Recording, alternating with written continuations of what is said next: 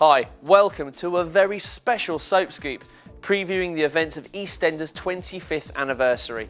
I'm Toby Earle. Man alive, it's been a build-up like no other, but finally, we, the viewers, will find out the answer to the big question all EastEnders fans have been asking. What's Robbie doing back in the square?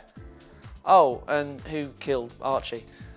Plus, it's the first ever live episode of the soap that kicked off in 1985. The identity of the killer hinges on who's got the engagement ring and wears black gloves. That's simple enough, but when Ronnie, Roxy and Peggy are all pictured wearing the requisite gloves, things get complicated. Then, someone with black gloves plants the ring at Janine's, and soon Jack meets his contact, DC Hughes, while also wearing black gloves. Clearly, whoever sells black gloves down the market has done a roaring trade this week. Max decides he wants to confess to protect Bradley, but Jack says it's sorted as Janine's arrested. But that's a red herring because Janine's soon released. Then Becca enters the frame when she steals Ronnie's hairbrush so Stacey can use the DNA to prove Archie's the father. But Ronnie claims Archie was left infertile by chemo. Janine's insanely angry that she's been framed, and when there's a massive blow-up at the Vic, she realises Peggy planted the ring at hers. Blimey! Could someone email me some paracetamol, please? There are only two things I can guarantee you.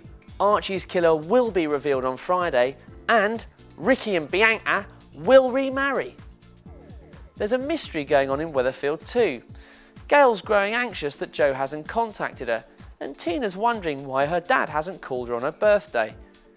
Then Tina gets a text from Joe's phone. But isn't he dead? Oh, of course, evil David's back to his old tricks, and he soon sends flowers to her from Joe. Rick calls wanting his money, so Tina calls the police, and Gail's forced to lie about Joe's whereabouts. Then, a body's discovered floating in the lake.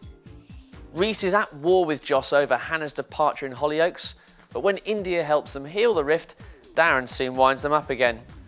Josh, drunk, throws a punch at Reese, but hits India instead. Later he makes his apologies and promises India he'll stay sober, a fine sentiment, though he hadn't counted on Reese spiking his soft drink.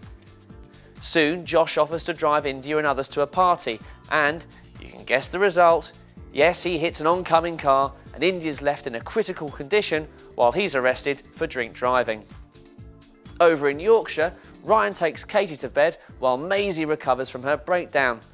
Nathan's frustrated when his sister asks after Ryan, and then Ryan tries to find out how she's doing. Katie visits Maisie to explain that she and Ryan are back together, but meddling Nathan tells her that Ryan had a fling with his sister. Strangely, Katie's somewhat incandescent at this revelation and throws Ryan out.